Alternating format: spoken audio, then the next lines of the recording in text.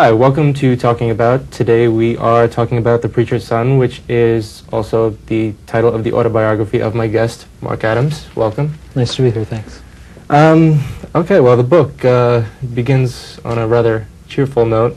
You want to go into a little detail on why you chose to begin the book? Sure. The beginning of the book is reflecting on a particular point in my life where I was at a very low point. And I had struggled for many years with the feelings that I had inside of being gay. And at that particular point where I opened the book, it was pretty much the second to the lowest where I really wanted to take my life. I was very unhappy with the way my life was going. And leading up to that point, I had discovered I was gay. I figured out what the word meant and that it applied to me. And, right, and we'll just get into more detail on that as we go along. Well, growing up, what kind of upbringing did you have? Well, my father was a fundamentalist Baptist preacher, very conservative. I had 4 sisters, and we grew up in that environment. It was very restrictive, and that kept us in check for most of our lives. And that was fine. You know, everything around us was that way. Restrictive in what manner? Well, a lot of rules, a lot of structure to our lives. You know, we couldn't watch television very much. My sisters couldn't wear pants. It was pretty much, it was very military, actually. In some respects as well. So a lot of discipline? Yes, a lot of discipline. My father and my mother were both very abusive. I didn't think of it as that at the time I was going through it, but they very much were. I just thought they were doing what God wanted them to do, and that was, you know, discipline us kids because we were doing bad things. And what's an example of something bad? What did they view as bad? You know, just simple things like talking back or disobeying something they said sometimes, or something that you wouldn't even think would warrant a violent rage, but that is exactly what it would start. It would turn into something that was almost uncontrollable.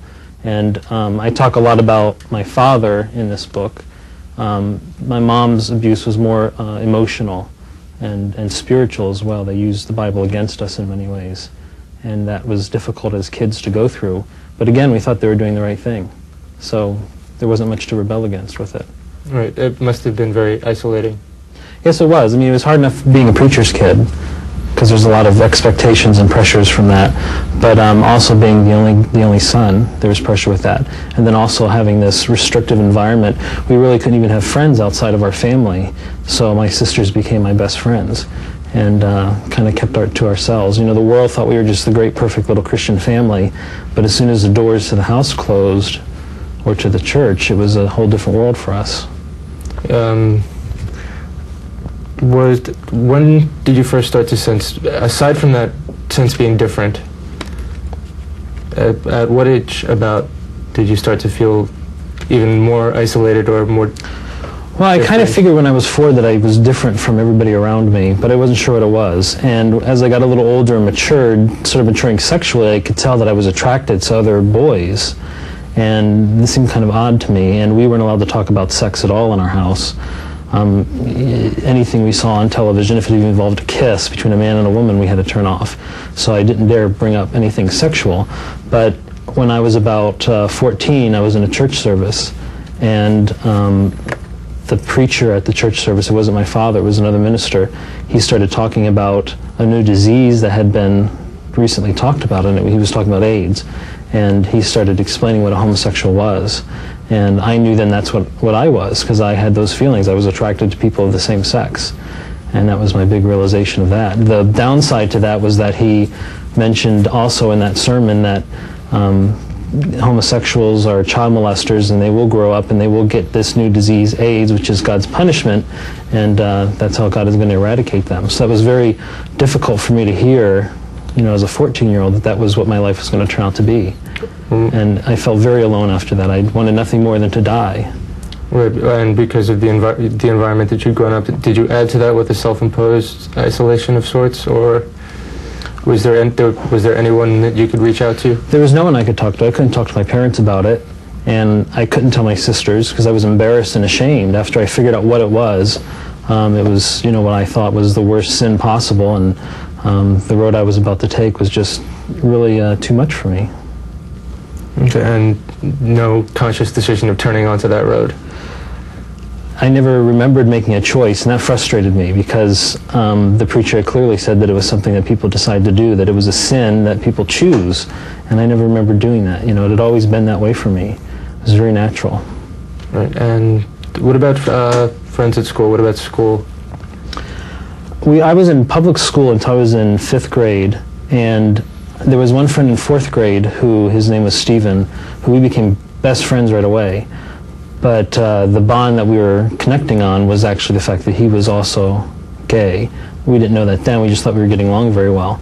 But my teachers suspected that, and they actually separated us between the 2 school years that we knew each other. And I would find out later that my 2nd grade teacher had actually called my parents and asked them if they knew that their son was gay or homosexual. And so people around me knew it. I don't know exactly how, but they figured it out. And I was obviously going through that struggle, and it was very much a struggle at that point. Right, and you were the last one to know about yourself. I mean, apparently. It sounds funny, but it's not. Right. Yeah, you can look back and chuckle a little bit, but going through it at the time must... so many questions. Yeah, I mean, it was years of crying myself to sleep every night, asking God to take my life or take away this affliction that I had. And every night and every morning I would wake up crying myself awake because I just did not want to get out of bed and have to face what I faced every day. And that was that isolation that you talked about. Right, and did you just want to escape from it all? Oh yeah, I thought about running away many times, but you know, I had no money and there really wasn't any place to go.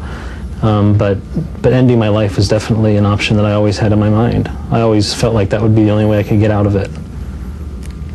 And after grade school, were there any friends that you connected with, or? Not really. When I went to a Christian high school, my parents sent me and my sisters to a Christian high school, which was just as structured as our family life. Right. What prompted that decision? Was it your friendship with? I think that was part of it, but I also think they wanted us to get out of the evil public school system, as they put it. You know, I know from my own experience that my mother pulled me out of public school in 7th grade for 2 years, sent me to Lutheran school, and that was my first real exposure to drugs and all the other stuff. And there were more problems in the private school than in the public school. Oh, absolutely. The Christian high schools that I went to 2 different ones, and those had a lot more problems with drinking and teenage pregnancy than I had ever seen in the public schools. Because a lot of the parents that sent their kids there weren't necessarily Christian or Bible-believing people. They just sent their kids there to get reformed because there was a lot of structure and there was, you know, good teachings and all that stuff there. And that's why they sent their kids there, which created a bad environment for students like me who were going there because, you know, my parents were Christians and I believed the way the school believed. And how did you struggle to make the most of it, though? Yeah, I did work. I mean, I didn't mind being there. I did miss my friend Stephen, and I didn't really fit into those schools either. But I really wanted to, you know, make as much of it as I could. And right about the time when I was a junior in high school, one of the few shows we could watch was Jerry Falwell's Old Time Gospel Hour television program. Unless, of course, he, you know, talked about abortion or homosexuality, then it got turned off. But one day I was watching it and he had Anita Bryant on there, and I had no idea who she was. But she started talking about militant homosexuals. And I had never heard the word militant put in front of the word homosexual before. I pictured, you know, a bunch of people with guns, you know, blowing up things. So I had to figure out what it was. My mom came in and turned off the TV because she didn't want us hearing about homosexuals. So I faked sick so I could watch the same show, which was repeated on Sunday. And that's what I did. And I heard her talk about what militant homosexuals were. The incident where somebody threw a pie in her face had just happened, and they showed that.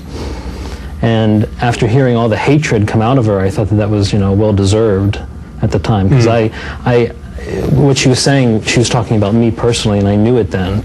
And after she finished her little spiel up on the stage, Jerry Falwell came to the podium and he said that, well, homosexuality is a sin, that God can actually change people, and that God wants to change people, that gays and lesbians could be changed to becoming straight. Did he go into detail as to how? Well, you know, I mean, it has to do with being a spiritual condition. You know, most fundamentalists believe that it's a spiritual condition, not, you know, just who you are, and that can be changed by increasing your walk with God and doing things to stabilize yourself that way. And so, for the first time, you know, at 15, I thought, wow, here's what I need. Here's somebody who's saying I can change. I had never heard that before. I thought it was either living through it or taking my life. Those were my choices. This is a way out. Yeah, and now then I had heard that there was a way out, and that was new for me. So I decided to do whatever I could to get to his university. It was a Baptist college then, Liberty Baptist College, and find the way to change. And that's exactly what I did. Did you receive any encouragement on the home front? Well, you know, we were allowed to watch this program, but for the most part my parents felt that he was a left-wing liberal. And that stuns people when they hear that, but they really felt that he was way out there because he talked about things like abortion and homosexuality and alcoholism on television. Those were topics that you just didn't discuss in the world that I was brought up in. No matter how much it's going on all around you. No, you just kind of ignore it. And it'll go away? Yeah, and well, if you don't talk about it, it's not there. So the fact that he had that little bit of, you know, liberalism to him, according to how I believed, my parents believed, that made me feel like a rebel by choosing to go to his college. And my older sister also went there as well. And we were told that if we wanted to go, we had to pay our own way, which was fine with me because I really wanted to be there. They had a great television production and journalism departments, and that's what I wanted to study. So that was another reason to go there. And it took a lot of hard work for you to even get there because you graduated high school early. Right. My Christian school lets you work at your own pace. So what I did is beginning of my junior year, I set my mind to graduating a year early. So I just did 2 years worth of work in one and got out of there. And it was partially to get to Liberty, but it was also because I needed to get out of my parents' house. They were still abusive and they were still making my life even more miserable. In what manner? Just, you know, their rages and their abusiveness. They obviously didn't know I was gay. I wasn't out to them or anything, but they were abusive to me and my sisters throughout my entire childhood. And that really made me want to get away from them. Were you and your sisters protective of one another? Yes, very much so. I was closer to my older sister and the sister that's just younger than I am, but at certain times we really teamed together to try to help each other out. It was hard for me to accept them trying to help me. I always felt like I had to protect them. And I guess that's what being a brother is all about. The male thing? Yeah, it was just difficult because I was protecting them against my father or against my mother. So you really feel as a child like you're betraying your parents, you know, the people that you're supposed to love and respect. So that made it difficult sometimes, but we did the best that we could. And we got through it, but it was not easy and it kept happening. So that's one of the other reasons I wanted to get out of there early. And you did? I did, yes. I was 16 when I graduated from high school. And I was, you know, I graduated in the spring and I was ready to go to Liberty right away in the fall. And that was a dream come true for me because I had pretty much done it on my own getting through high school. I didn't have very much support even from the high school principal or any of my teachers. But that's what I did, and I made it to Liberty as a freshman when I wanted to be there. And and did you find all sorts of newfound freedoms, or was it just as restrictive as before? Ironically, it was very much, I had a lot more freedom than what I had at home. I was actually allowed to wear blue jeans once in a while, and I had never worn blue jeans outside of my parents' house before. So to be able to walk around outside with blue jeans was very exciting for me. And it sounds so strange and foreign to most people, but for me and my friends, you know, the people that were around me growing up, that was very typical and normal. But, you know, Liberty obviously did have a lot of rules.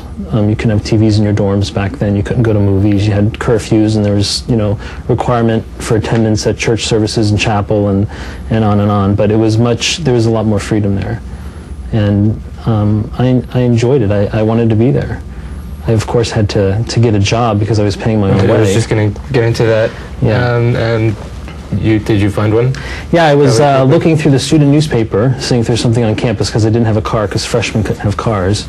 I didn't know what that was all about. But there was an ad in the student paper for a layout assistant for the yearbook, and I had worked on my high school yearbook, and so I thought this would be a great opportunity. You got a scholarship, and that's what I needed. So I responded to it. I sent a letter back, and a couple days later I got a knock on my dorm room door, and this guy walks in, and he said he was from the yearbook office.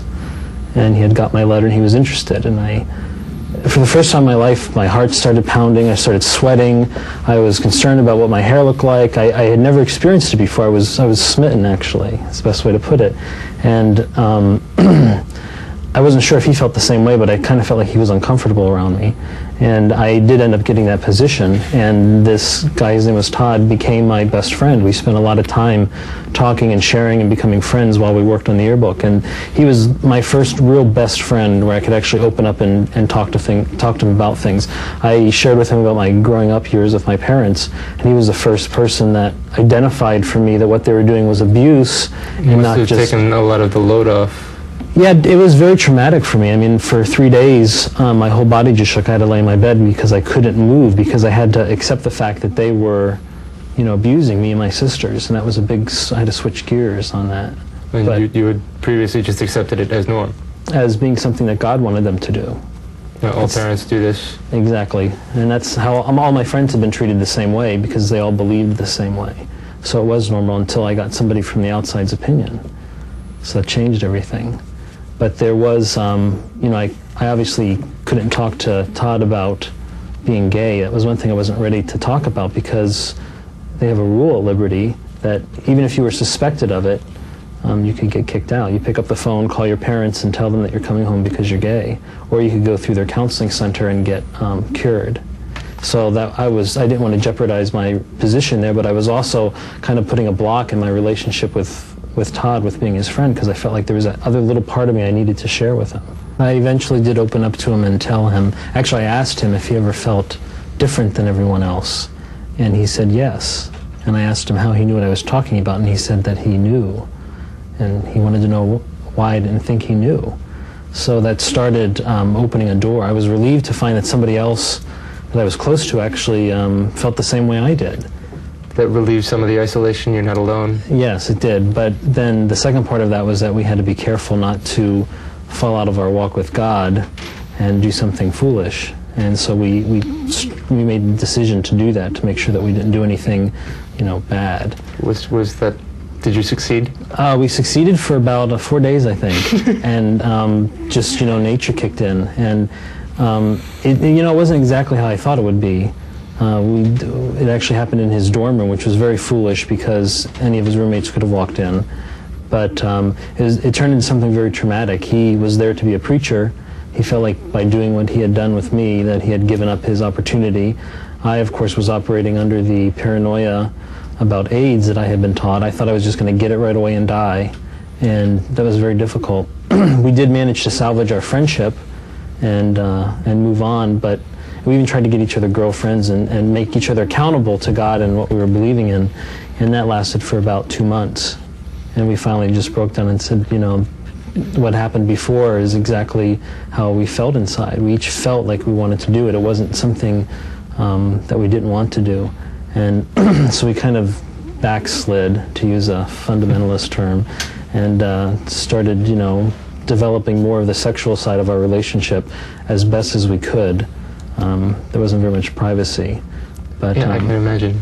Yeah, but we went to his house for spring break. He invited me to his mother and stepfather's house. And I had never been to Florida, so I thought it would be a lot of fun. And while there, his mother figured out what was going on. And she threw me out of the house, sent me to my aunt's house, who lived about 2 hours away. Busted. Yeah, busted. And she pulled him out of school, out of the college, and sent him to a shrink. And the whole incident happened about a half hour before I was going to tell him that I loved him, regardless of what the consequences were. I just felt it so strongly, I just had to say it. And, but, he was separated from me before I could do it. And so I went back to school on my own, and I realized when I got back that it was a good thing that happened, because I was not there to fall in love and have a relationship with a man or anything like that. So when I got back to school, I made efforts to continue on my journey to change, which is what I had started out to begin with. Right. And that's what I spent the next 3 years doing. Trying. Resisting every temptation, focusing on my Bible study and trying to walk a spiritual walk that I was told would change me. And when I started working as a student recruiter for the university also, and I got promoted also to be a supervisor by my junior year, and right before that happened, right after that happened, the marketing director at the university told us that Dr. Farwell had gotten on television and said that the 800 number that rang into our office cost him $1 every time someone called, and he needed to raise some money to cover the cost, because we got a lot of calls from students on that line. And ironically, a gay publication in California heard that broadcast and put a big ad in their magazine that said, if you want to cost Jerry $1, give him a ring. And that's exactly what about 100,000 people did in the first month. Okay, that's an expensive little ad. Yes, it was. And it was, you know, people had their computers hooked up to it. They just kept ringing and ringing all night long, and I was one of the people answering those calls. And a lot of times people would just swear at me and hang up and go on, but it was continuous. And one night someone decided to talk. And this man was a man who was a priest in Cleveland, Ohio, and he asked me what Jerry Falwell was doing for people who were dying of AIDS. And your response? Was that he was doing nothing. I mean, you know, Jerry, as did most Christians, they believed that AIDS was a punishment from God for homosexuality. And, you know, while he had a home for alcoholics, you know, a home for unwed mothers and a lot of other projects, that was just not something he was about to do. And I got into a discussion with the priest about how homosexuality is a choice and it's a sin, and all the things that I believed and all the things I've been trained to say. And he couldn't. Was it believed or was it trained to say? It was, I believed it in my heart, and the part that I was trained to say, I had to say, because I couldn't tell him the truth about how I really felt. I mean, he asked me if I had ever fallen in love with someone, and if I had ever had to make a choice to fall in love with the girl, he said. Of course, it wasn't a girl, it was Todd from the yearbook office, and I had not made a decision. And he said that he had never made a decision either, never made a choice to feel the way that he did, but that he didn't think that God was punishing him with AIDS just because he had fallen in love with the one person that had ever made him smile. And I just started spewing the religious rhetoric that I had been trained and that I thought would maybe bring him around. And I offered to pray for him, and he just hung up on me. And that was the first time when I realized that I was just a hypocrite. That as much as I said I had changed, as much as I had told myself and told God that I had changed, I had never changed. I had just jammed all of my feelings down inside to where I couldn't see them anymore. But after that phone call, I started realizing that exactly what I had done. And I started to come to realize that I couldn't do that anymore. And I knew that once I started realizing that I really didn't belong where I was at Jerry Falwell's College, because everything there was so much against who I was. There was always so much hatred that I heard about homosexuality and many things, and that made me realize that I needed to maybe consider leaving there. Did you? Yes, I left a semester before I was supposed to graduate. My grades were starting to suffer. I was having physical problems from stress, and I knew I had to get out of there. I also didn't want his signature on my diploma following me around the rest of my life, because I was very different than he was.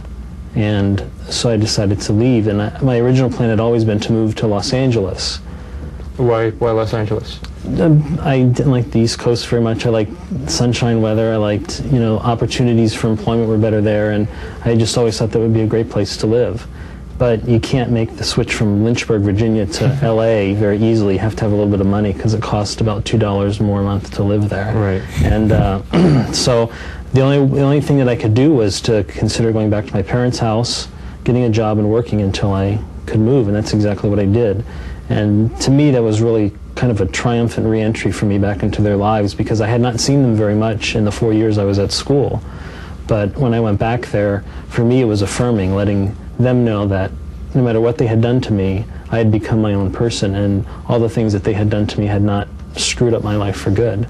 And it was while I was there at their house, I got a phone call one night, and I recognized the voice right away at the other end of the line.